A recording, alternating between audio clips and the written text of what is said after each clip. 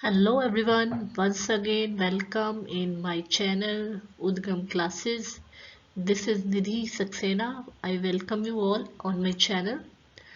तो आज क्लास 8 का कुछ चैप्टर 1 से लेके चैप्टर 5 मैंने रेडी किए हैं और अगेन वही रिवीजन करेंगे हम लोग। और ये आपका पार्ट 1 है और अराउंड 4 वीडियोस इसके बनेंगे क्योंकि लेंदी है चैप्टर्स, तो इस बार पूरा कंपाइल नहीं होगा और आपको 4 पार्ट में, करीब 3-4 पार्ट में ये मैं प्रेजेंट करूँगी।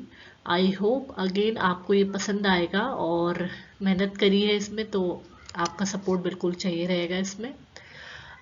थैंक्स अगेन और चलिए स्टार्ट करते हैं। नेक्स्ट तो फर्स्ट चैप्टर है what is crop production and management. और क्रॉप क्या होती है वो पता होना चाहिए। तो क्रॉप्स, आप ये जो पिक्चर देख रहे हैं, तो same kind of plants are cultivated on same place at large scale. एक लार्ज स्केल पे जो हम प्लांट्स ऐसे लगाते हैं फील्ड्स में, इसको हम क्रॉप्स कहते हैं। और क्रॉप्स हम दो तरीके की जानते हैं, खरीफ और रबी। हालांकि एक और तरीके की क्रॉप्स होती हैं जिन्हें जायट क्रॉप्स कहते हैं, जिसमें वाटरमेलन वगैरह आ जाते हैं। वाटरमेलन सीजनल और कुकुम्बर वगैरह। पर वहाँ ये अब मैं आपके कोर्स के हिसाब से डिस्कस नहीं कर रहे हैं। फिलहाल हम खरीफ के बारे में बात करेंगे। खरीफ जो है रेनी सीजन में लगाया जाता है। इसकी जो ट्रिक है वो RIF, जो लास्ट में आपको R दिख रहा है, इससे याद कर लेंगे हम रेनी सीजन। और उसके बाद है ये कब हम कौन सा सीज़न इसके लिए बेस्ट रहता है, तो जून टू सितंबर इसके लिए कल्टीवेशन के लिए अच्छा रहता है। कौन सी क्रॉप्स हम देखते हैं, तो क्रॉप्स हैं अपनी पैडी मीन्स राइस, मेज, सोयाबीन, ग्राउंडनट, मूंगफली, कॉटन, जिनमें बहुत ज़्यादा वाटर की ज़रूरत होती है।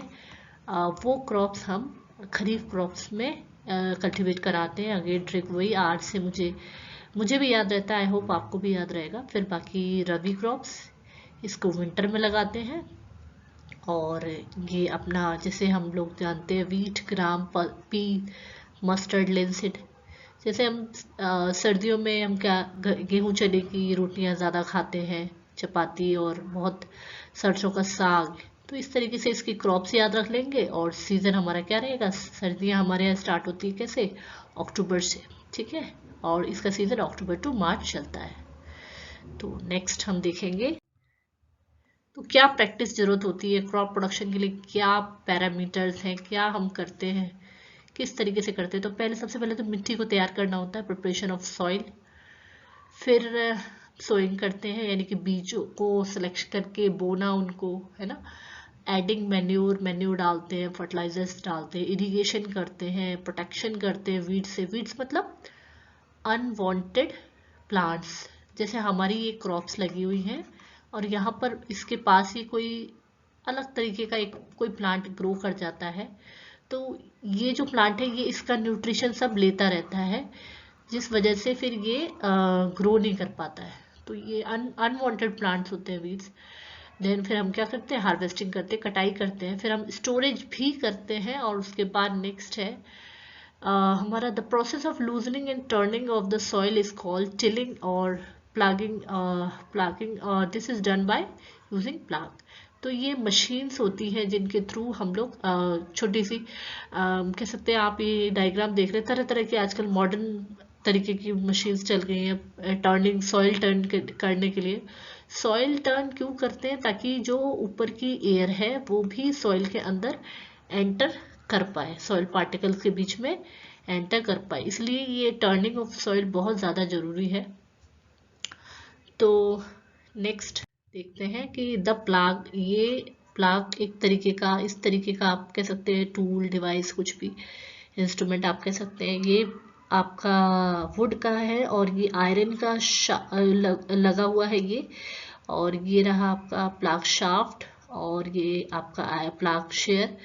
और ये जिस पे लगा हुआ होता है उसको बीम कहते हैं। और ये किस काम आता है, वही मिट्टी को हम लोग क्या करते हैं, टिल्ट करते हैं, उसको लूज करते हैं, पलटने की, एक तरह से एयरिंग के लिए काम आता है। और एडिंग फर्टिलाइजर्स वगैरह हम जब डालते हैं तब भी इनकी ज़रूरत पड़ती है। फिर आपको अगर वीड्स निकालने अनवांटेड प्लांट्स के लिए भी आप इसका यूज़ कर सकते हैं। जैसे पुराने ज़माने में तो ये यूज़ करते थे, पर आजकल तो बहुत मॉडर्न मशीन्स आ गई इन सब चीज़ों के लिए, सॉइल को टर्न करने के लिए, है ना। This is made of would, लकड़ी का बना होता है, और बुल्स पे या अदर एनिमल्स पे हम इसको सपोर्ट के लिए इस तरीके से लगाते हैं। अरेंजमेंट देख रहे हो आप। It contains a strong triangular iron strip called ploughshare. तो ये जो आयरन दिख रहा है आपको, ट्रायंगुलर आयरन स्ट्रिप, इसको कहते हैं प्लाग शेयर। आई होप यहाँ तक आपको क्लियर है। नेक्स्ट जो हमारा टूल डिवाइस आप जो भी कह लें, होई, it is a simple tool which is use for removing weeds.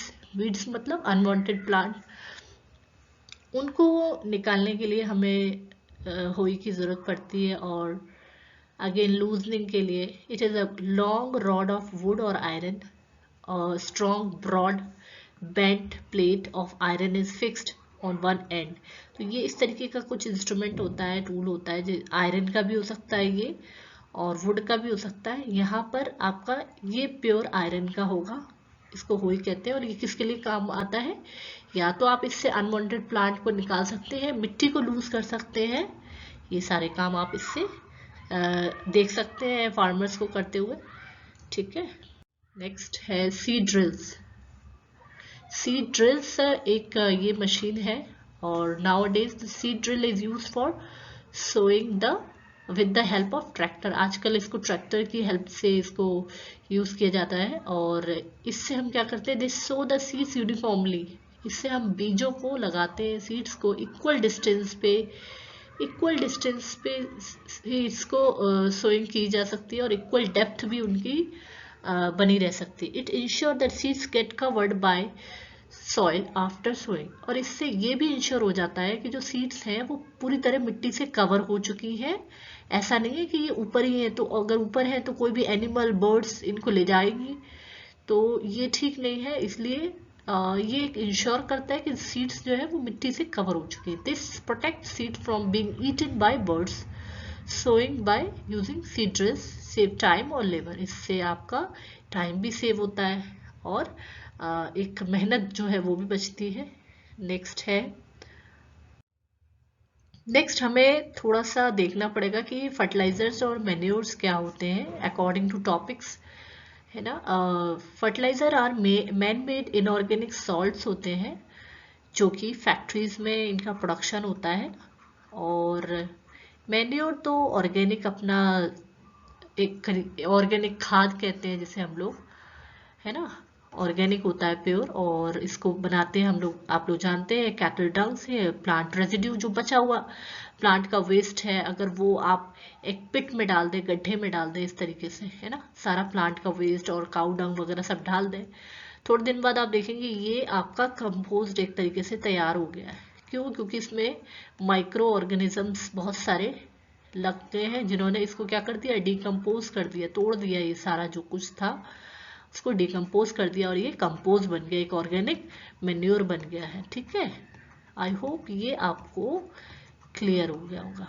ठीक है। नेक्स्ट है आपका fertiliser is prepared in factories, ये बता दिया मैंने। और manure are prepared in the fields. Fields में हम अपने बैकयार्ड में बना सकते हैं, कहीं भी बना सकते हैं। नेक्स्ट है fertiliser does not provide any humus to the soil. अभी ह्यूमस कह लीजिए, हमस कह लीजिए, ये क्या होता है, ये आपका अगर मिट्टी है और मिट्टी पे जो सबसे न्यूट्रिएंट जो ऊपर की लेयर होती है उसमें बहुत सारे न्यूट्रिएंट होते हैं। ये न्यूट्रिएंट आते कैसे हैं, ये आएंगे जैसे मानो कि हमारा कोई ट्री है, यहाँ से कोई फ्रूट गिर के इस पे गिरा, तो इसके सारे जितने न्यूट्रिएंट थे मिट्टी पे आ गए, या कोई जानवर भी मरा, कोई एनिमल मरा, उसके भी न्यूट्रिएंट मिट्टी पे मिल गए। तो यहाँ बहुत सारी एक तरीके की न्यूट्रिएंट रिच लेयर है जिसको हमस कहते हैं, और ये मिट्टी पे प्रेजेंट होता है। ठीक है। लेकिन fertiliser does not provide any humus to soil, इससे कोई बहुत ज़्यादा न्यूट्रिशन सॉइल को मिलता नहीं है। नेक्स्ट है, अगर मैन्योर यूज करेंगे तो बहुत सारा ह्यूमस सॉइल को मिलता है। नेक्स्ट है fertilisers are very rich in plant nutrient like nitrogen, phosphorus, potassium. तो जब भी फर्टिलाइजर यूज करते हैं डायरेक्टली प्लांट को हमें नाइट्रोजन मिलता है, फॉस्फोरस मिलता है, पोटेशियम मिलता है। लेकिन जो मैन्योर होता है वो relatively rich in plant nutrient. ये भी न्यूट्रिएंट रिच होता है बट उतना फास्ट वर्क नहीं करता, ये बहुत थोड़ा सा स्लो वर्क करेगा, है ना, न्यूट्रिएंट में। और ये बहुत ज़्यादा फास्ट वर्क करता है, फास्ट ग्रो करा देगा आपकी क्रॉप्स को। ठीक है, आई होप यहाँ तक क्लियर होगा।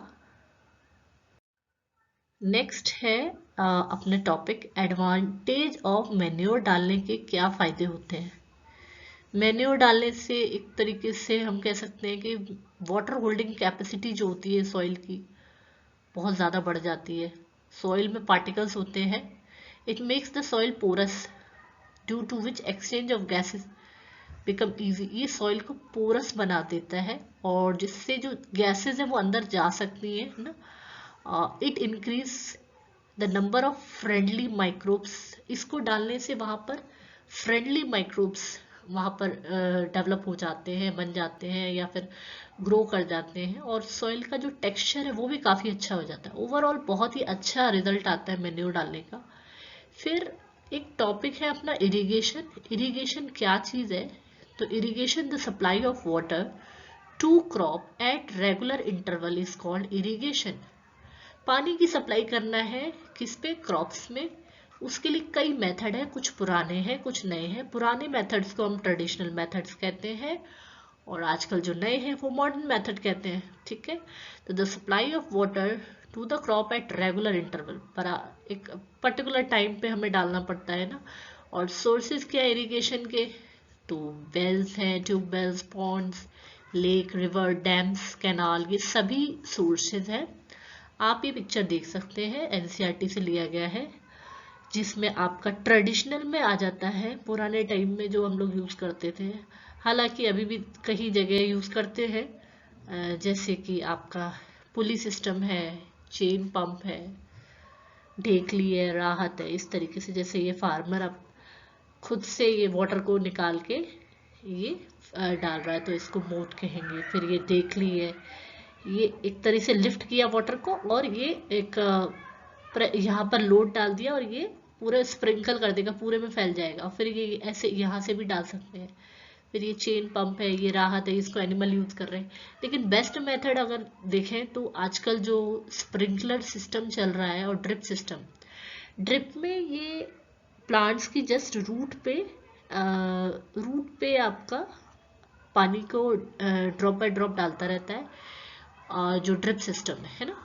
इन this system the water falls drop by drop directly roots पे, जड़ों पे डाला जाता है, जिसको ड्रिप सिस्टम कहते हैं। लेकिन अगर स्प्रिंकलर सिस्टम की बात करें तो ये पानी को क्या करता है, इसका नोजल होते हैं, आयरन का ये बना हुआ होता है। नोजल से पानी चारों डायरेक्शन में से स्प्रेड होता रहता है, सब पूरे प्लांट के पूरे पार्ट को मिल जाता है पानी, लीफ को, ऊपर स्टेम, सब जगह ये, और पूरा एक सप्लाई होता रहता है। ठीक है, तो ये आपका स्प्रिंकलर सिस्टम है, बेस्ट है, आज के डेट में सक्सेसफुल है।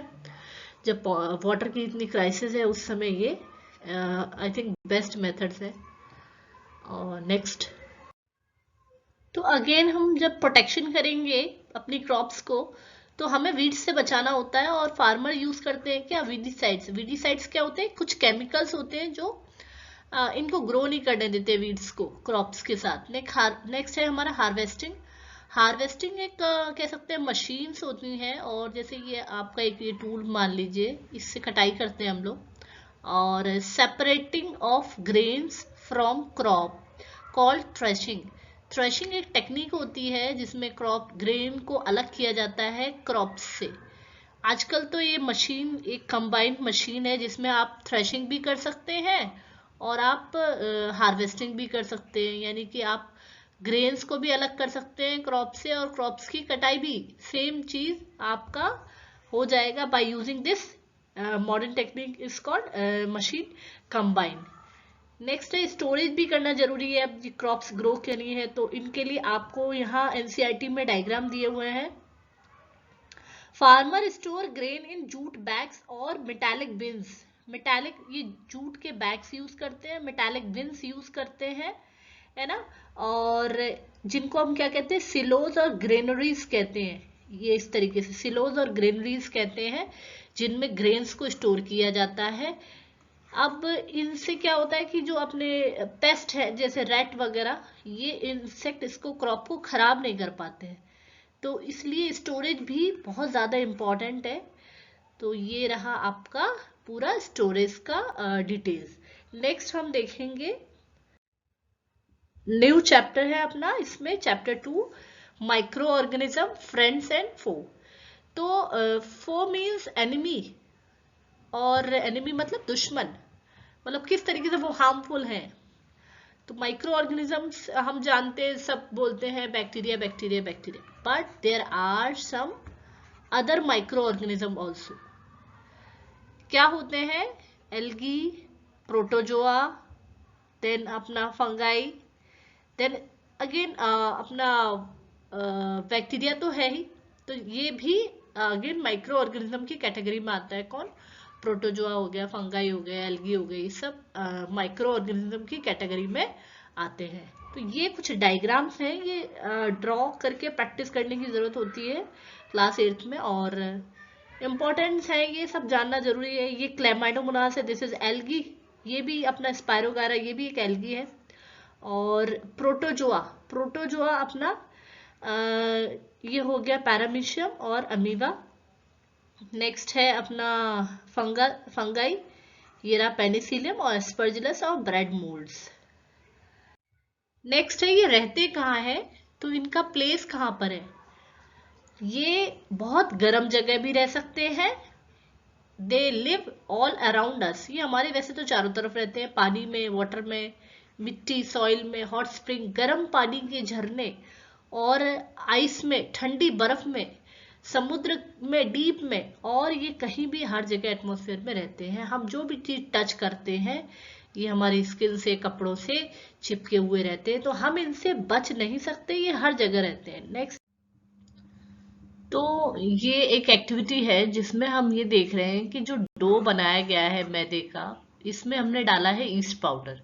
इस ईस्ट पाउडर को डालने की वजह से ये वॉल्यूम बहुत ज़्यादा इंक्रीज हो गया है। ये क्यों हुआ है? क्योंकि ईस्ट ने क्या रेस्पिरेशन के दौरान कार्बन डाइऑक्साइड को रिलीज किया है, और इसका बहुत ज़्यादा यूज़ बेकिंग इंडस्ट्रीज में, ब्रेड बनाने में करते हैं। जब हम ये चाहते हैं कि हमारा जो प्रोडक्ट है वो थोड़ा सा वॉल्यूम उसका बढ़ा हुआ नज़र आए, या फिर वॉल्यूम बढ़ाना चाहते हैं, जैसे इस तरीके का एक्टिविटी है आपका, जो फ्लावर लिया है उसमें आपने ईस्ट पाउडर डाला है, गर्म पानी डाला है, तो कैसे उसका वॉल्यूम बढ़ गया है। इसी तरीके से हम इसका इंडस्ट्रीज में बहुत ज़्यादा यूज़ करते हैं। ईस्ट एक तरीके का आपका फंगाई होता है, एक तरीके का फंगाई होता है, जिससे क्या हम लोग यूज करते हैं बेकिंग इंडस्ट्रीज में, ब्रेड बनाने में, पेस्ट्रीज में, केक्स में। फिर इसका ईस्ट का प्रोडक्शन अल्कोहल बनाने में बहुत ज्यादा करते हैं।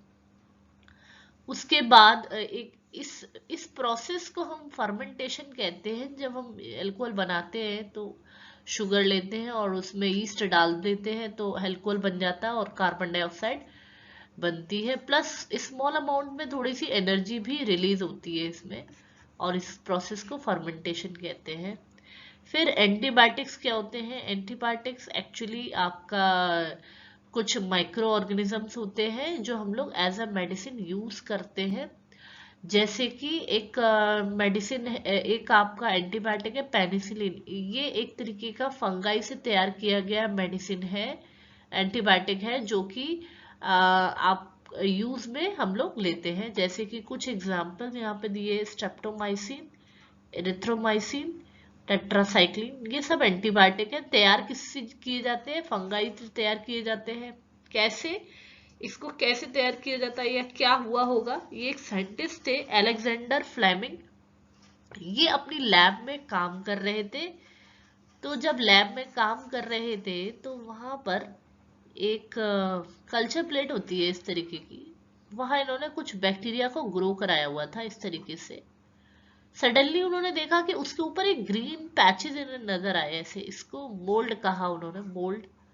और इन मोल्ड को मोल्ड ने क्या किया, ये जो बैक्टीरियाज थे इनको किल कर दिया, मार दिया। तो फिर इन्होंने इस मोल्ड को आइसोलेट कर लिया, निकाल लिया और उससे क्या तैयार किया, अपना पेनिसिलिन तैयार किया, जो कि एक तरीके का एंटीबायोटिक है। आई होप ये आपको क्लियर हुआ होगा। आप वीडियो स्लो करके भी इसको समझ सकते हैं अगर ये फास्ट लग रहा है आपको तो। टॉपिक है हमारा माइक्रो ऑर्गेनिज्म एज फ्रेंड। तो जो माइक्रो ऑर्गेनिजम्स हैं इनका यूज जो है वो डेयरी प्रोडक्ट्स में करते हैं, जैसे कि आपने देखा ही होगा कर्ड बनाने में भी यूज करते हैं। कर्ड बनाने के लिए किस बैक्टीरिया का यूज किया जाता है, लैक्टोबैसिलस।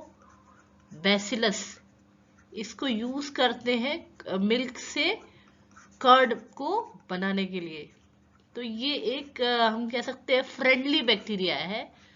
और वैक्सीन के लिए यूज करते हैं, कुछ एंटीबायोटिक्स बनाई जाती है। फिर क्लीनिंग ऑफ एनवायरनमेंट, कैसे ये क्लीन करते हैं, जैसे कहीं भी वेस्ट है आपका पड़ा हुआ है तो वहां पर ये क्या करते हैं, उस वेस्ट को डिकम्पोज कर देते हैं, ब्रेक कर देते हैं।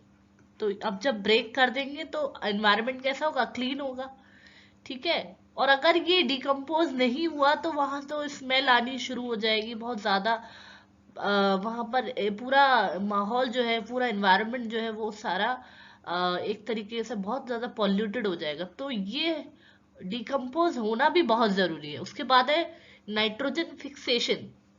कुछ बैक्टीरिया होते हैं जो प्लांट्स को लगातार उनको एटमॉस्फेयर की जो नाइट्रोजन है वो सप्लाई करते रहते हैं।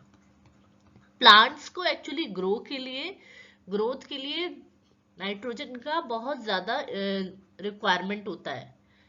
ठीक है। तो इस वजह से जो प्लांट है वो नाइट्रोजन पे बेस्ड होते हैं। और इनको नाइट्रोजन कौन देता है, कुछ बैक्टीरियाज होते हैं, इन्हें नाइट्रीफाइंग बैक्टीरिया कहते हैं। नाइट्रीफाइंग बैक्टीरियाज कहते हैं, जो इनकी जड़ों में रहते हैं। जैसे मैंने क्लास 6 का एक वो बनाया था वीडियो, उसमें नाइट्रीफाइंग बैक्टीरिया के बारे में बताया था।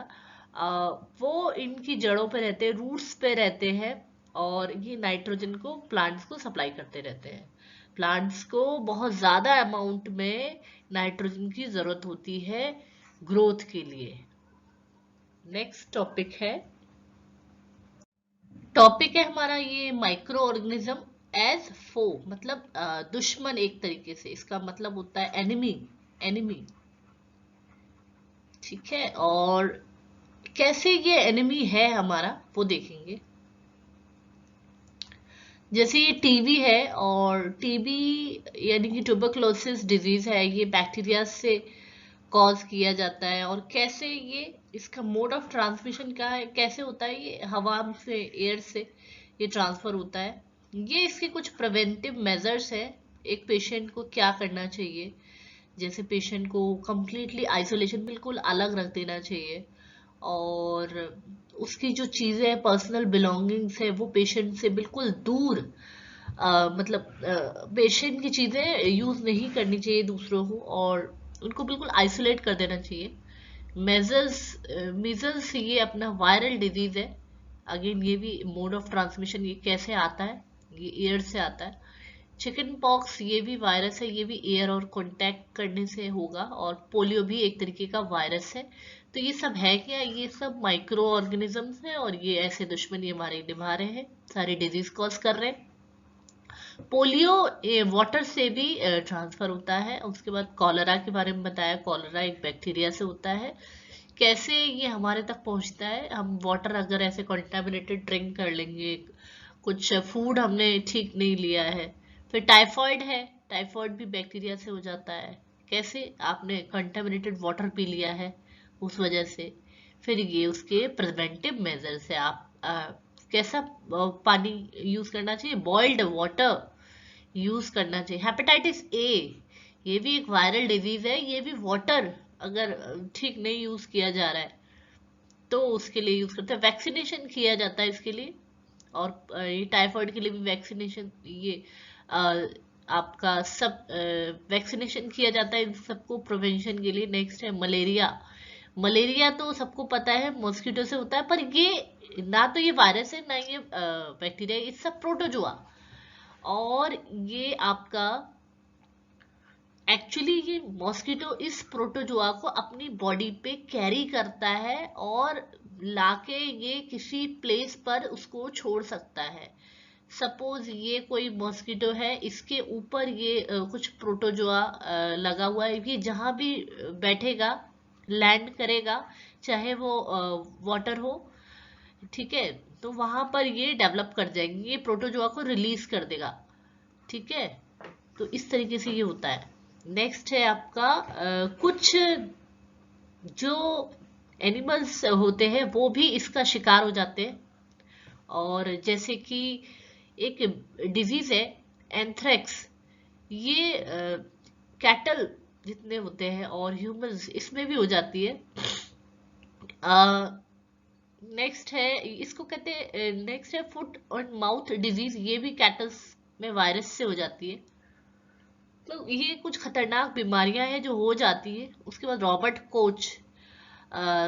कोच 1876 में इन्होंने एंथ्रेस वायरस की डिस्कवरी करी और ये बताया कि ये बहुत डेडली डिजीज है जो ह्यूमन को एनिमल से हो जाती है। उसके बाद डिजीज कॉजिंग माइक्रो प्लांट्स में भी हो जाती है, ये मैं आपको नेक्स्ट स्लाइड में बताती हूँ। ये रहा आपका anthrax viral disease caused in cattle and human. ये इस तरीके का ये आपका हो जाता है, एंड इसी को आपको फुट एंड माउथ डिजीज कहते हैं।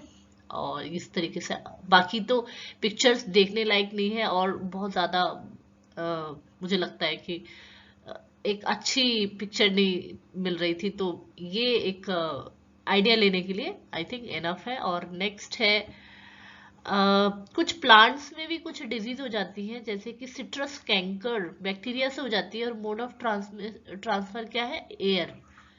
ये सिट्रस कैंकर किस में हो जाती है, बैक्टीरिया से तो होती है पर किस में हो जाती है, पोटैटो में हो जाती है। और जैसे पोटैटो का अगर कोई प्लांट ले ले तो ऐसे इस तरीके से पत्तियां मुरझा सकती हैं, कुछ भी हो सकता है, अलग अलग तरीके के सिम्टम्स आते हैं। जैसे लीव्स में हो सकता है पैचेस नजर आए आपको बीच में, है ना। रस्ट ऑफ वीट फंगाई इसको डेवलप करता है डिजीज को, और कैसे हवा से ये हो जाता है।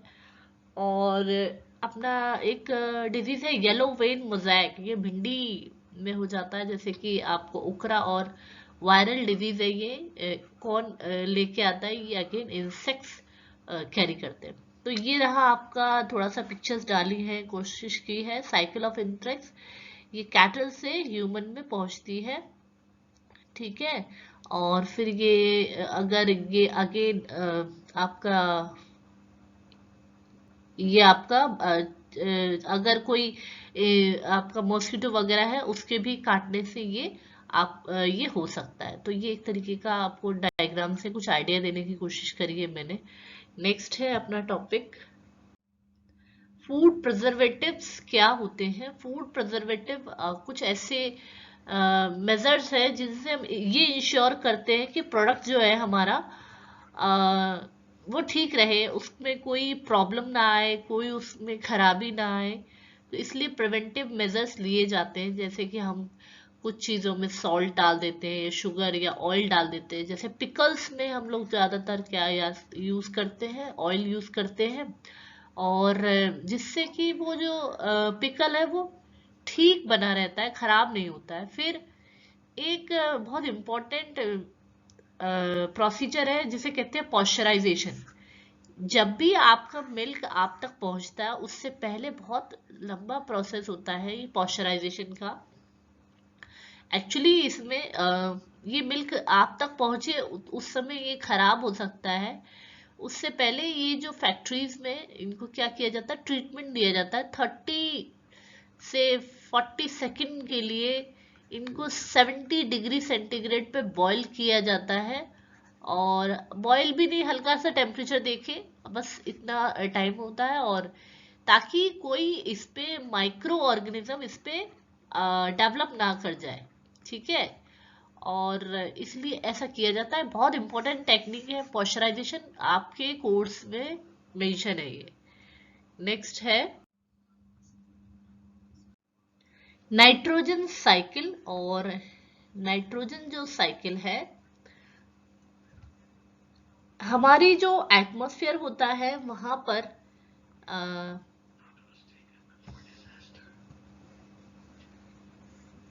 जस्ट अ मिनट,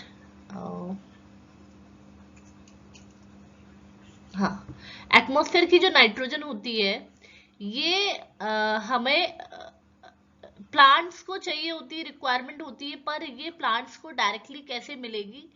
ये प्लांट्स को डायरेक्टली मिल नहीं पाती है एटमॉस्फेयर की जो नाइट्रोजन है। एक्चुअली होता क्या है कि जो एटमॉस्फेयर है वहां पर बहुत सारा नाइट्रोजन प्रेजेंट रहता है और ऑक्सीजन भी है।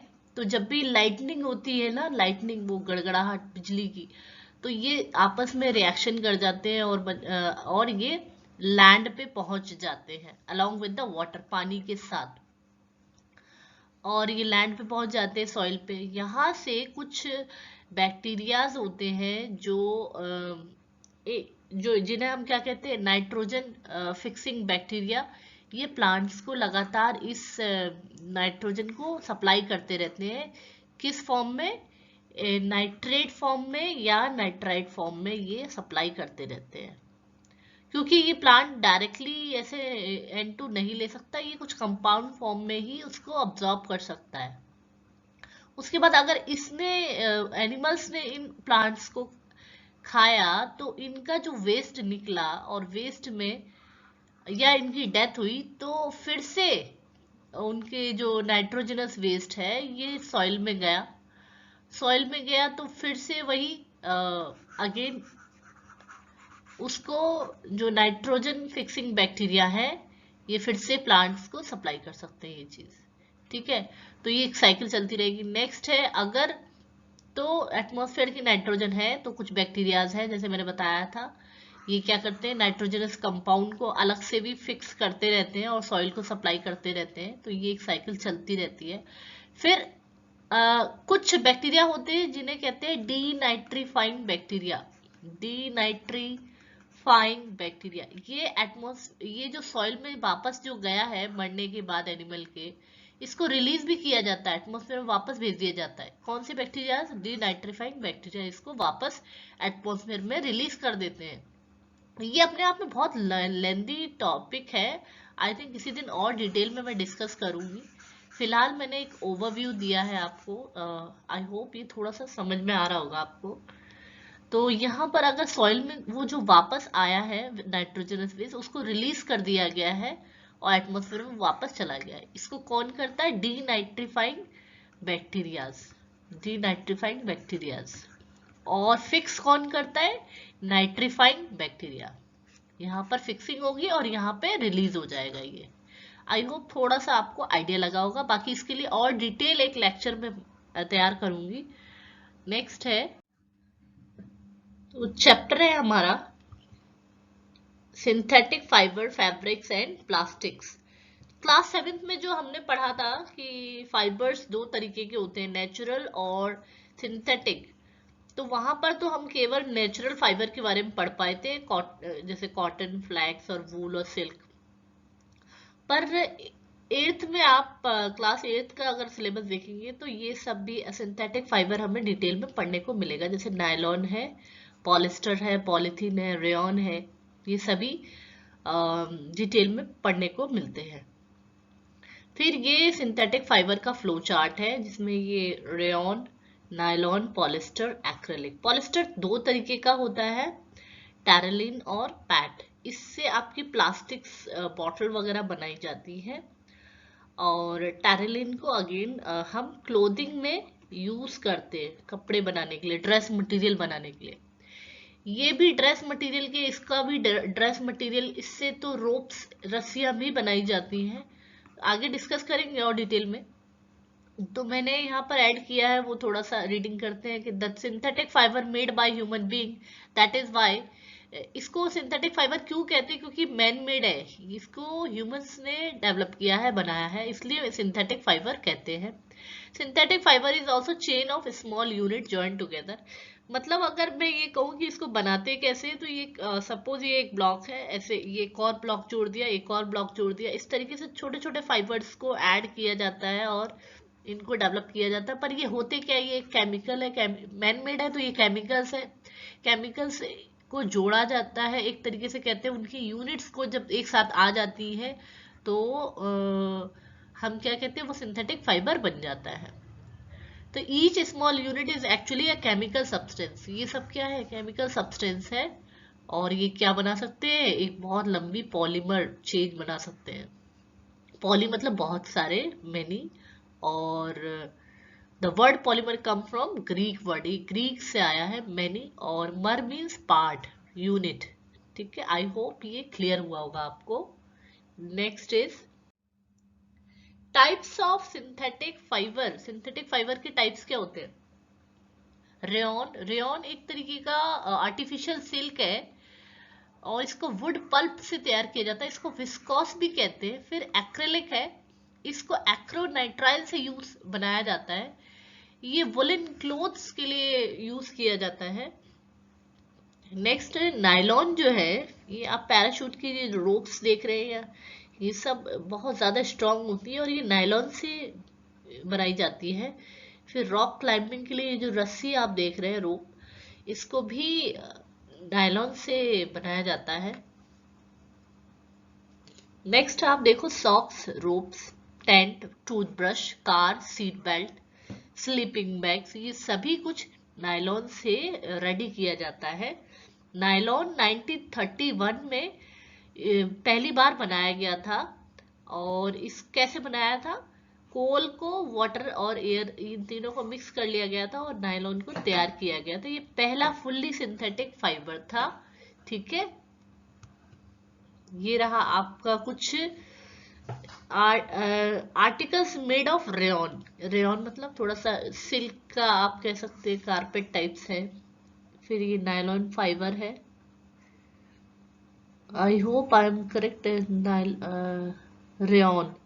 ओके, इससे नायलॉन फाइबर, सॉरी ये नायलॉन का आपका कारपेट है। और ये आर्टिकल, ये भी आपका, ये जो आपकी घरों में हमारे डालते हैं बेडशीट वगैरह, उनमें भी यूज करते हैं, नायलॉन के यूज किया जाता है। Next is polyester and acrylic. Polyester another synthetic fibre.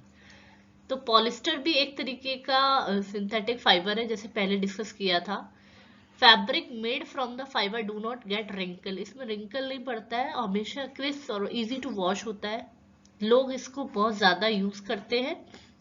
Terylene एक तरीके का पॉलिस्टर है और जिससे क्या बनाया जाता है, can be drawn into fine, very fine, मतलब पतले धागों के रूप में इसको यूज कर सकते हैं। और पैट, अगेन मैंने बताया था, इससे बॉटल्स, यूटेंसिल और वायर्स वगैरह बनाए जाते हैं पैट यूज करके। पैट का फुल फॉर्म पॉलीइथाइलिन टेरेथलेट होता है और ये पॉलिस्टर का एक टाइप है। नेक्स्ट है fabrics are sold by name. अगर आपने ऐसा सुना है, पॉलीकॉट, पॉलीवूल और terrycot, as the name suggest these are made by mixing two types of fibre. दो फाइबर्स को ऐड कर दो तो ये बन जाते हैं। जैसे पॉलीकॉट को कैसे बनाते हैं, पॉलिस्टर और कॉटन। पॉलीवूल को पॉलिस्टर और वूल। इसको ऐड कर देंगे तो पॉलीवूल और इसको ऐड कर देंगे तो पॉलीकॉट। आई होप ये क्लियर हुआ होगा आपको। नेक्स्ट है plastic.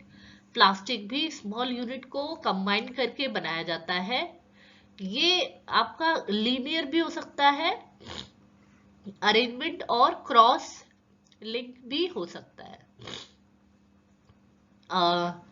Characteristic of plastic. Plastic कभी भी रिएक्टिव नहीं होती है, ये पानी, वाटर, सॉइल के साथ रिएक्ट नहीं कर सकती है। लाइट होती है, बहुत ज्यादा हल्की, ड्यूरेबल होती है। नेक्स्ट है, इसको किसी भी शेप में आप मोल्ड कर सकते हैं, शेप में ला सकते हैं, साइज में ला सकते हैं। फिर ये पुअर कंडक्टर्स होती है, इसमें हीट और इलेक्ट्रिसिटी का कोई फ्लो नहीं होता है। और लेकिन ये बहुत ज्यादा डैमेजिंग है एनवायरनमेंट के लिए। दे आर नॉन बायोडिग्रेडेबल, यानी कि ये आप एक तरीके से ब्रेक नहीं होता है, क्योंकि प्लास्टिक को अगर आप बर्न करेंगे तो इसमें पॉइजनस फ्यूम निकलता है जो एटमॉस्फेयर के लिए अच्छा नहीं है, ऊपर से ये डिग्रेड भी नहीं होता है, तो it's not good overall. Next new chapter है हमारा मेटल्स एंड नॉन मेटल्स। ये होते क्या है, तो जितने भी आप ये एलिमेंट्स देखते हैं जो इलेक्ट्रॉन लूज कर देते हैं, जैसे कि कैटाइन, और इन ये सारे इलेक्ट्रोपॉजिटिव होते हैं। मेटल्स क्या होते हैं, इलेक्ट्रोपॉजिटिव होते हैं, जैसे कि आयरन, जिंक और कैल्शियम। थोड़ा सा ये टर्मिनोलॉजी हो सकता है आपको टफ लगेगी, आप सिंपल ऐसे समझ लीजिए मेटल्स जो है आयरन, जिंक, कैल्शियम और होते हैं, और इनकी कुछ प्रॉपर्टीज होती हैं जिनसे आपको एग्जैक्टली आइडिया लग जाएगा ये मेटल्स हैं।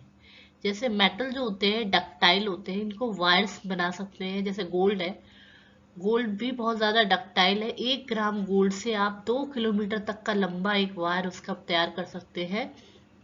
सिल्वर, एल्युमिनियम, कॉपर से भी बहुत ज्यादा डक्टाइल है। फिर ये मेलिएबल होते हैं, इनको शीट्स में कन्वर्ट कर सकते हैं। ये कंडक्टिव होते हैं क्योंकि इसमें हीट और इलेक्ट्रिसिटी फ्लो कर सकती है। नेक्स्ट, ये सॉलिड फॉर्म में पाए जाते हैं। मरकरी एक अपने आप में ऐसा मेटल है जो लिक्विड फॉर्म में मिलता है, ये आपका बहुत ज्यादा इंपॉर्टेंट हो जाता है यहाँ से। सोनोरस, इसमें आवाज आती है, साउंड प्रोड्यूस करते हैं। डेंसिटी बहुत हाई होती है, मेल्टिंग पॉइंट बहुत ज्यादा हाई होता है, बॉइलिंग पॉइंट हाई होता है। लस्ट्रस, शाइनी होते हैं बहुत ज्यादा। कलर कैसा होता है, सिल्वरी ग्रेश, इनका कलर कैसा होता है, सिल्वरी ग्रेश होता है। कॉपर, गोल्ड, गोल्ड येलो होता है। अलग अलग तरीके के, जैसे ये डायग्राम आप पिक्चर देख रहे हैं इस पे। नेक्स्ट है प्रॉपर्टीज क्या होती है, तो मेटल अगर ऑक्सीजन के साथ कंबाइन कर दे तो मेटल ऑक्साइड, जैसे जिंक है, जिंक को ऑक्सीजन के साथ रिएक्ट करवा दे तो क्या बन जाएगा, जिंक ऑक्साइड बन जाएगा, जिंक ऑक्साइड बन जाएगा। ठीक है। नेक्स्ट है metal oxide are basic in nature. कैसे होते हैं, बेसिक इन नेचर होता है, और ये हाइड्रोजन को डिस्प्लेस कर देते हैं फ्रॉम द डाइल्यूट एसिड। ये सब रिएक्शंस में पता चलेगा आपको। और a more reactive metal displace less reactive, बहुत ज्यादा इंपॉर्टेंट है। जितना ज्यादा रिएक्टिव मेटल होगा वो अपने से कम वाले मेटल को रिप्लेस कर देगा और एक सॉल्ट सॉल्यूशन तैयार कर लेगा। नेक्स्ट इज,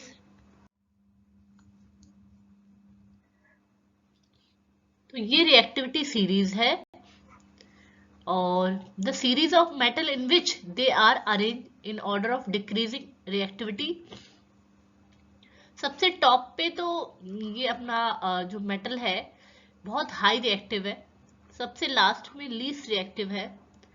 ये हमें आना जरूरी है, इंपॉर्टेंट है। इससे ये पता चलता है कौन सी चीज ज्यादा रिएक्टिव है, कौन सा मेटल ज्यादा रिएक्टिव है। जैसे जिंक जो है वो ज्यादा रिएक्टिव है बजाय कॉपर के, तो कई बार हमें ऐसे देखने को मिलता है कि जिंक प्लस कॉपर सल्फेट का सॉल्यूशन है, तो यहाँ पे इसकी रिएक्शन बनानी पड़ती है। तो देख रहे हैं हम जिंक ज्यादा रिएक्टिव है तो जिंक सल्फेट बन जाता है और कॉपर इसमें से बाहर निकल जाता है। तो इस तरीके की एक रिएक्शंस है, ये आपको आनी चाहिए। तो सबसे highly reactive potassium, sodium, calcium, magnesium, aluminium, zinc, iron, tin और लेड, और ये हाइड्रोजन है। तो इस तरीके से ये आपका ये रिएक्टिविटी सीरीज इंपॉर्टेंट बहुत ज्यादा है। नेक्स्ट है कुछ रिएक्शंस हैं जो हम देखेंगे, जैसे कि मैग्नीशियम एक मेटल है, अगर ये ऑक्सीजन के साथ कंबाइन करती है तो ये क्या बन जाता है, मैग्नीशियम ऑक्साइड बन जाता है, जो कि एक बेसिक नेचर होगा। फिर अगर आपका नॉन मेटल है और वो ऑक्सीजन के साथ कंबाइन कर रहा है तो एसिडिक हो जाता है, सल्फर डाइऑक्साइड हो जाता है। मेटल रिएक्शन वाटर के साथ करें तो क्या होगा, सोडियम हाइड्रोक्साइड बनेगा और हाइड्रोजन गैस रिमूव हो जाएगी। कह रहा है कि non metal do not react with the water, non metal पानी के साथ रिएक्शन नहीं करते हैं। फिर कभी कभी आपने ऐसे देखा होगा ये ग्रीन कलर का पैच ऐसे नजर आता होगा कॉपर की चीजों के ऊपर, है ना। तो ये क्या हो जाता है, एक्चुअली कॉपर जो है वो वाटर के साथ रिएक्ट कर देती है और कार्बन डाइऑक्साइड और ऑक्सीजन जो जो भी एटमॉस्फेयर में प्रेजेंट होता है सबके साथ रिएक्ट करके एक सब्सटेंस बनता है जिसे क्या कहते हैं, कॉपर हाइड्रोक्साइड और कॉपर कार्बोनेट। ये दोनों सब्सटेंस बन जाते हैं जिस वजह से इस तरीके की चीजें आपको दिखाई देती हैं। तो इसको और क्लियर करती हूँ मैं। सबसे पहले देख लेते हैं रस्टिंग ऑफ आयरन। अगर आयरन में जो रस्टिंग हो जाती है वो कैसे होती है। आयरन जैसे कि आयरन की चीजें हैं, ऑक्सीजन के साथ रिएक्ट करती है, वाटर के साथ रिएक्ट करती है, तो क्या बन जाता है, आयरन ऑक्साइड बनता है Fe2O3। ब्राउन कलर का आपको रस्ट देखने को मिलता है। नेक्स्ट है green deposit on the surface of the copper vessel. Copper का कोई भी आपका वेसल है, बर्तन है, उसमें आपको अगर ऐसा दिखाई दे रहा है, या कॉपर की कोई भी चीज है उसमें अगर आपको ऐसे डिपॉजिट कोई लेयर ऐसे दिखाई दे रही है, ये वाली, तो ये सब क्यों बन जाती है, क्योंकि रिएक्शंस होती है। देखो रिएक्शंस क्या होती है, copper plus water plus carbon dioxide plus oxygen, ये सब मॉइस्ट एयर है और बनेगा क्या प्रोडक्ट, कॉपर हाइड्रोक्साइड और कॉपर कार्बोनेट, ये बनते हैं जिस वजह से ये आपको दिखाई देता है, ऐसे ग्रीन पैच दिखाई देता है। आई होप ये आपको समझ आ रहा है। नेक्स्ट है ओर्स क्या होते हैं। जितने भी मिनरल्स होते हैं इनके ओर्स होते हैं जिनसे ये हमें मिलते हैं। ओर्स मतलब सोर्स, जहां से हम इनको एक्सट्रैक्ट करते हैं, निकालते हैं प्रॉफिट के लिए। और ये मेटल जब हमें मिलते हैं तब इसमें बहुत सारी इम्प्योरिटीज होती है, फिर इनको प्यूरिफाई किया जाता है। क्वेश्चंस कंपटीशन में बहुत पूछे जाते हैं, जैसे एल्युमिनियम का ओर क्या है, कॉपर का, आयरन का, लेड का, इन सब का ओर बहुत इंपॉर्टेंट है। बॉक्साइट और कॉपर का क्यूप्राइट, आयरन का हेमेटाइट, लेड का गैलेना और इसका एप्सम साल्ट। तो ये एक पिक्चर है, all minerals are not ores और all ores are not mineral. जरूरी नहीं है कि हर ओर से हमें कोई मिनरल्स काम का मिलेगा ही, ठीक है। तो ये चीज है। Non metal, the element that gain electrons and form negative ions. जितने भी नॉन मेटल होते हैं इनमें नेगेटिव आयन देखने को मिलता है। इनको इलेक्ट्रोनेगेटिव एलिमेंट्स कहते हैं, जैसे क्लोरीन, सल्फर, ऑक्सीजन, ब्रोमीन, ये सभी नॉन मेटल्स हैं। यानी कि सारी जो मोस्टली जो गैसेस होती हैं हम जानते हैं कॉमनली। और फिजिकल प्रॉपर्टीज और केमिकल प्रॉपर्टी थोड़ी सी देख लेते हैं। ये ना तो ये मेलिएबल होते हैं ना डक्टाइल होते हैं, पर ये सॉलिड, लिक्विड, गैस तीनों फॉर्म में मिलते हैं। इनमें ना तो हीट ट्रैवल कर सकती है, फ्लो कर सकती है, ना ही इलेक्ट्रिसिटी। इसका मेल्टिंग पॉइंट बहुत ज्यादा लो होता है, बॉइलिंग पॉइंट भी बहुत ज्यादा लो होता है, ये सॉफ्ट होते हैं। Non metal forms acidic. पीछे एक रिएक्शन देखी थी हमने, देखा था एसिडिक रिएक्शंस बनाते हैं। और neutral oxide when react with the water, पानी की जब भी ये एयर के साथ रिएक्ट करते हैं तो ये क्या बना देते हैं, न्यूट्रल ऑक्साइड बना देते हैं। नेक्स्ट है non metal do not react with water. Water और स्टीम के साथ रिएक्शन नहीं होती है इनकी। और नेक्स्ट है non metal do not displace hydrogen and dilute acid. उसके बाद अगर ये पोर्शन देखें तो ये बहुत ज्यादा इंपॉर्टेंट स्टार मार्क करने वाला है कि ये पूछा जाता है कि ऐसा कौन सा नॉन मेटल है जो लिक्विड होता है रूम टेम्परेचर पे। तो ब्रोमीन एक अपने आप में बहुत एक्सेप्शन है जो लिक्विड फॉर्म में मिलता है। ऐसा पूछा जाता है कि लस्ट्रस नॉन मेटल कौन सा होता है, तो आयोडीन अपने आप में लस्ट्रस है, ग्रेफाइट है। Hardest non metal diamond, hardest non metal is diamond.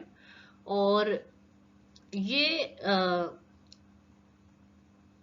कुछ एक्सेप्शंस हैं नॉन मेटल में, जैसे कि कार्बन और गैस कार्बन, ये इलेक्ट्रिसिटी इसमें फ्लो करती है, गुड कंडक्टर्स है। बहुत ज्यादा अमाउंट में ऑक्सीजन प्रेजेंट होती है, एक तरीके का नॉन मेटल है।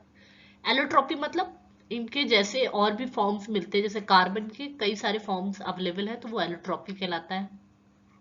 सल्फर के अगेन बहुत सारे फॉर्म्स हैं और फॉस्फोरस के भी।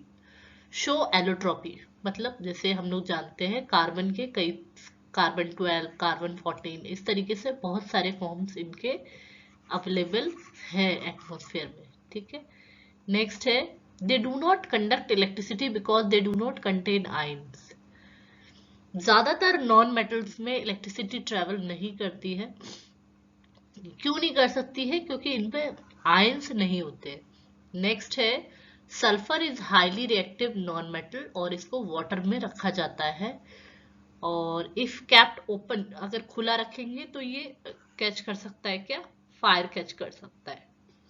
नेक्स्ट है और क्या यूज है, तो आयोडीन को एक एंटीसेप्टिक की तरह यूज करते हैं। ऑक्सीजन हमारे लिए बहुत ज्यादा जरूरी है। सल्फर को क्रैकर्स के लिए यूज करते हैं। फास्फोरस को मैच बॉक्स जो है और फर्टिलाइजर्स में यूज करते हैं, तो बहुत ज्यादा इंपॉर्टेंट है नॉन मेटल्स का। नेक्स्ट है टॉपिक अपना कुछ मेटल और नॉन मेटल की प्रॉपर्टीज, और उनमें अगर डिफरेंस अगर आपसे कोई बोलता है तो आप इस बेस पे डिफरेंस बता सकते हैं कि वो डेंसिटी क्या है, मेल्टिंग पॉइंट क्या है, हार्डनेस क्या है, मेलिबिलिटी क्या है, डक्टिलिटी क्या है, और कंडक्शन ऑफ हीट क्या है, कंडक्शन ऑफ इलेक्ट्रिसिटी क्या है, तो ये सब बता सकते हैं। नेक्स्ट है मेटल्स में स्टेट ऑफ मैटर देखें तो दे आर यूजुअली कैसे होते हैं? सॉलिड होते हैं। सिर्फ मरकरी एक एक्सेप्शन है जो लिक्विड होता है, और इसके अलावा जो गैलियम और सीजियम है ये मेल्ट हो जाते हैं अगर टेम्परेचर 30 डिग्री से जरा सा भी बिलो जाता है, तो ये मेल्ट हो जाते हैं। नॉन मेटल्स जैसे कि तीनों फॉर्म में मिलते हैं, बट ब्रोमीन जो है वो लिक्विड फॉर्म में मिलता है, तो ये एक्सेप्शन है, अपवाद है अलग सा। उसके बाद डेंसिटी सभी हाई होते हैं, डेंसाइल होते हैं बहुत ज्यादा। सोडियम, पोटेशियम, कैल्शियम सभी में डेंसिटी होती है, और इनकी डेंसिटी लो होती है। फिर मेल्टिंग पॉइंट देखें तो they have usually high melting point. Metals की जो मेल्टिंग पॉइंट है बहुत ज्यादा हाई होते हैं, जैसे मरकरी, सीजियम, गैलियम और ये सारे, टिन और लेड। पर जो नॉन मेटल होते हैं इनका जो मेल्टिंग पॉइंट है बहुत ज्यादा लो होता है।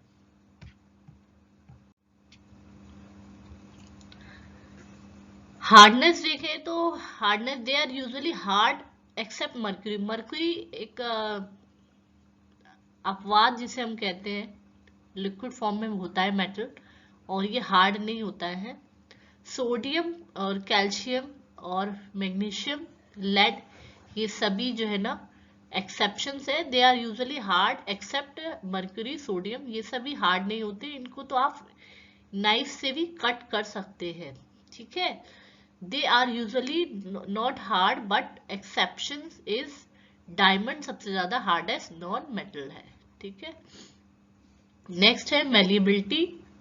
आप इससे शीट बना सकते हैं, ये ब्रिटल होते हैं। डक्टिलिटी, वायर्स में आप इनको कन्वर्ट कर सकते हैं, इनको आप वायर में नहीं ला सकते हैं। डक्टिलिटी अगेन दे आर इनको, आई थिंक ये रिपीट हो गया है। नेक्स्ट है conduction of heat. They are good conductor of heat, है ना, हीट के गुड कंडक्टर है कैसे, और ये आपका पुअर कंडक्टर है हीट के।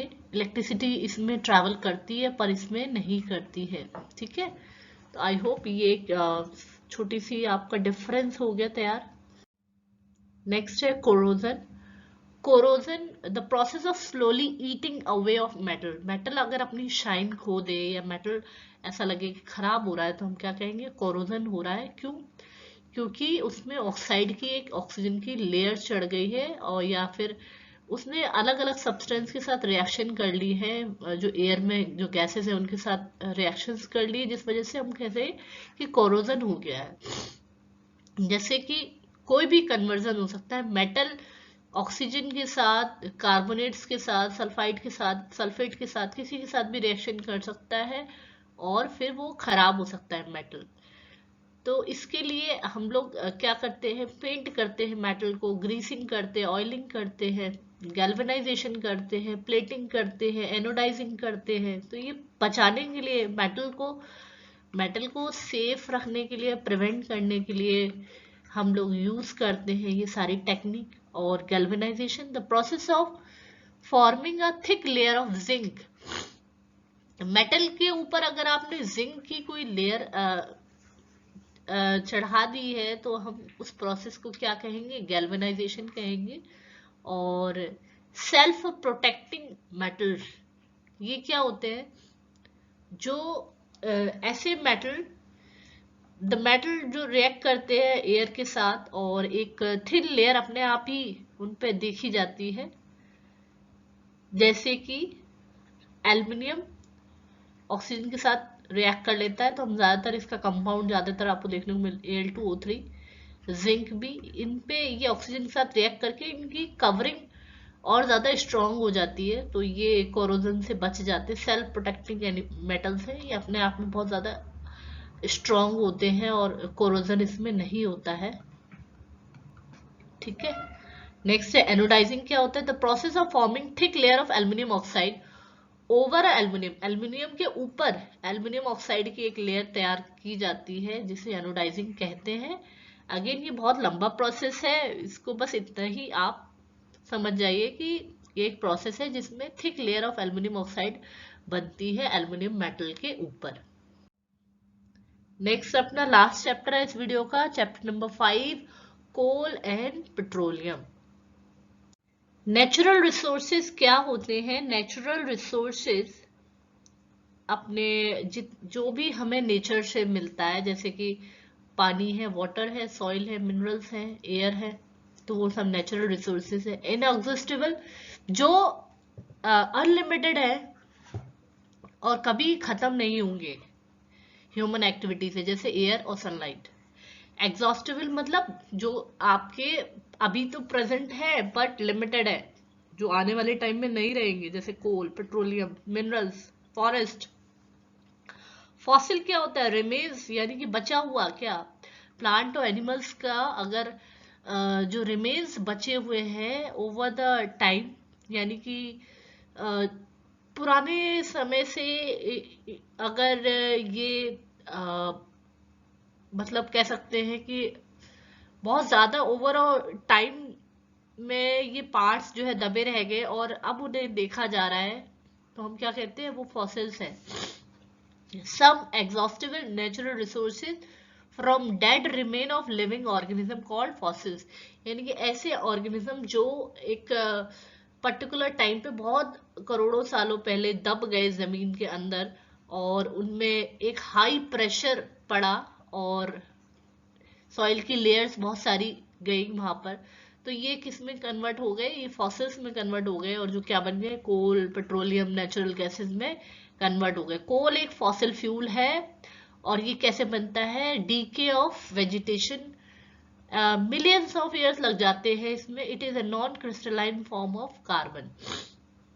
कार्बोनाइजेशन क्या होता है, slow form of conversion of dead vegetation into coal is called carbonisation. मतलब धीरे धीरे आपके जो प्लांट हैं जो खत्म हो चुके हैं, उनसे डेड प्लांट से आपका कोल बनने तक का जो प्रोसेस होता है, कार्बोनाइजेशन कहते हैं। कोक क्या होता है, Coke is amorphous form of carbon which is harder, denser then charcoal, charcoal से ज्यादा हार्ड होता है और इसको एज अ फ्यूल यूज किया जाता है। It is obtain by heating soft coal. इसको कैसे तैयार किया जाता है, जब हम कोल को गर्म करते हैं तो इसको हम प्राप्त करते हैं इन the absence of little supply of water. मतलब जब एयर की कमी हो और वहां पर हम कोल को गर्म करें तो हमें एक सब्सटेंस मिलता है जिसे क्या कहते हैं, कोक कहते हैं। It is black in colour और इससे क्या तैयार किया जाता है, स्टील बनाई जाती है, स्टील। नेक्स्ट है डिस्ट्रक्टिव डिस्टिलेशन। ये again the process of heating coal in the absence of air.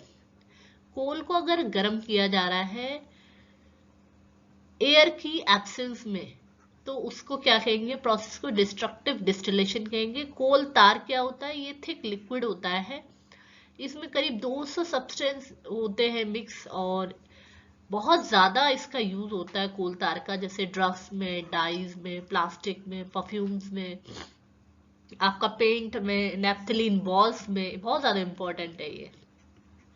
Coal gas by product, इसी के साथ जब ऐसा कुछ कर रहे हैं हम, कोल को जला रहे हैं, तो एक कोल गैस निकलती है बाय प्रोडक्ट, और इसको भी एज ए फ्यूल यूज किया जाता है। पेट्रोलियम क्या है? पेट्रोलियम एक फॉसिल फ्यूल है, और ये भी आपका डेड एनिमल से और प्लांट से बनता है। अर्थ के नीचे जब वो बरी हो जाते हैं, दब जाते हैं, और क्या बन जाते हैं? ऑयल बन जाता है from the rock. It is a dark oily liquid insoluble in water, पानी में घुलता नहीं है ये। तो इस तरीके से ये पेट्रोल एक तरीके से बन जाता है। पेट्रोल क्या है? एक फॉसिल फ्यूल है, याद रखिएगा। That is obtain by decomposition of dead animal और प्लांट। प्लांट और एनिमल जब किसी भी जियोलॉजिकल चेंजेस, यानी कि अर्थक्वेक हो या फिर कुछ भी आपका जैसे कहते हैं कॉमेट वगैरह, या फिर वॉल्केनो इरप्शन, कुछ भी हो सकता है जिससे चेंजेस आए हो और प्लांट्स दब गए हो, एनिमल मर गए हो, फिर वो अंदर एक तरीके से बहुत सालों तक उन पे हाई प्रेशर हाई टेम्परेचर पे रहे, तो उस वजह से वो कन्वर्ट हो गए किसमें? ऑयल में। ठीक है। Next is various constituent of petroleum और उसके यूजेस। पेट्रोल और उसके यूजेस क्या क्या है? मतलब पेट्रोलियम के जो प्रोडक्ट्स हैं, जैसे एलपीजी, इसको कैसे यूज करते हैं? इसको हम एज अ फ्यूल और ह्यूमन इंडस्ट्रीज सब में यूज करते हैं। नेक्स्ट है अपना पेट्रोल को हम मोटर व्हीकल में यूज करते हैं, कैरोसिन को स्टोव्स में, लैंप्स में, डीजल को हैवी मोटर व्हीकल्स में, ऑयल को लुब्रिकेशन में, पैराफिन वैक्स को ऑइंटमेंट, कैंडल, वेसलिन, विटामिन को पेंट में, रोड सरफेसिंग, मतलब जैसे जब रोड बनाते हैं तब इसको विटामिन को यूज करते हैं सरफेसिंग के लिए। ठीक है। Next is petroleum refining. The process of separating the different constituent fraction of petroleum is known as petroleum refining. मतलब जब पेट्रोल को निकाला जाता है या उसका फर्दर प्रोसेस करते हैं, तो कुछ और भी प्रोडक्ट्स उसके निकल के आते हैं, जिसे हम पेट्रोलियम रिफाइनिंग कहते हैं। Natural gas is a very important fossil fuel that is stored under high pressure. It is easy to transport through the pipes के थ्रू इसको निकाल सकते हैं। रिफर्ड एज, इसको हम क्या कहते हैं? सीएनजी। तो जब आप पेट्रोल को निकाल रहे हैं, उसी समय आपको एक पर्टिकुलर लेयर पे आपको नेचुरल गैस भी वहीं से मिलेगी, और जो कि क्या है? सीएनजी है। इस नॉन पॉल्यूटिंग फ्यूल है। It help in the manufacture of number of chemicals. इसकी वजह से हम लोग और क्या कर सकते हैं? केमिकल्स बना सकते हैं, फर्टिलाइजर्स बना सकते हैं। नेक्स्ट इज कोल गैस क्या होती है? ये तो मैं आपको डिस्कस कर चुकी हूँ, कोल तार भी और कोक भी, तो ये आप नोट कर लीजिए, बहुत इंपॉर्टेंट है। नेक्स्ट है फॉसिल फ्यूल। अगेन आपको पता ही है, फॉसिल फ्यूल, कोल, पेट्रोलियम, नेचुरल गैस, ये सभी फॉसिल फ्यूल है। Natural gas important fossil fuel है और क्लीनर, बहुत साफ फ्यूल है एक तरीके से। और पेट्रोलियम क्या है? डार्क ऑयली लिक्विड है। इसमें ऑर्डर कैसा होता है? अनप्लीजेंट होता है। Petroleum refinery is a place where process of separating the various constituent of petroleum is carried out. Petroleum products का बहुत सारे सेपरेशन किए जाते हैं हाई टेम्परेचर पे, और उसको क्या कहते हैं? पेट्रोलियम रिफाइनरी कहते हैं। मतलब उसको प्योर फॉर्म में लाया जाता है, क्योंकि बहुत ज़्यादा इम्प्योरिटीज होती है, तो अलग अलग जैसे उसको प्रोसेस किया जाता है। नेक्स्ट है, प्लीज़ आप सब्सक्राइब करिए इसको और सपोर्ट करिए, ताकि और भी वीडियोस मैं आने वाले टाइम में अपलोड करूं। आपका सपोर्ट बहुत ज़्यादा ज़रूरी है। Thank you.